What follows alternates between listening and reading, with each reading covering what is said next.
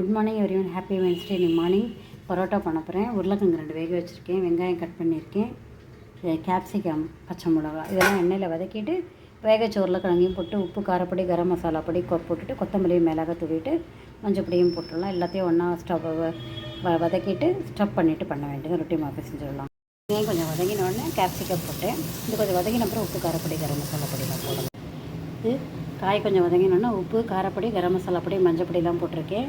இது கொஞ்சம் வதங்கின உடனே கொத்தமல்லியும் தூவிட்டு வேக வச்ச தோலை உரிச்சிட்டு இதெல்லாம் சேர்த்து கலந்துட்டோம்னா ஸ்டஃபிங் ரெடி ஆகிடும் பரோட்டாவுக்கு. வெங்காயம் கேப்சிகம் நல்லா வதங்கிட்டு கொத்தமல்லியும் போட்டு உருளைக்கிழங்கு தோலை உரிச்சு வச்சுட்டு உருளைக்கிழங்கு இதில் போட்டு இதுக்கு தேவையான உப்பும் கொஞ்சம் மஞ்சள் பொடியும் போட்டு கலந்துடலாம். ஆலுவையும் ஒன்றா போட்டு வதக்கிட்டு இது மாதிரி 5 பரோட்டா பண்ணும்போது 5 பரோட்டா ரெடி பண்ணிவிட்டு வச்சுட்டோன்னா ரொட்டி மாவும் 5 வாட்டி உருட்டி 5 உருண்டை உருட்டிட்டு ஸ்டஃப் பண்ணிட்டோன்னா பரோட்டா ரெடி ஆகிடும். ரொட்டிக்கல்லில் பரோட்டா கேட்டுன்ட்டு அப்புறம் தவாவில் போட்டு எடுத்துட்டோம்னா பரோட்டா ரெடி ஆகிடும். சூப்பரான உருளைக்கிழங்கு கேப்சிகம் வெங்காய பரோட்டா ரெடி ஆகிடுது. இந்த மாதிரி பண்ணி பார்த்து கமெண்ட் பண்ணுங்கள், சப்ஸ்கிரைப் பண்ணுங்கள். தண்ணி செஞ்சு onion potato capsicum parotta ready ஆகிடுது. தக்காளி தொக்கும் தொக்கு சாப்பிடலாம். இந்த மாதிரி பண்ணி பார்த்து கமெண்ட் பண்ணுங்கள், சப்ஸ்கிரைப் பண்ணுங்கள்.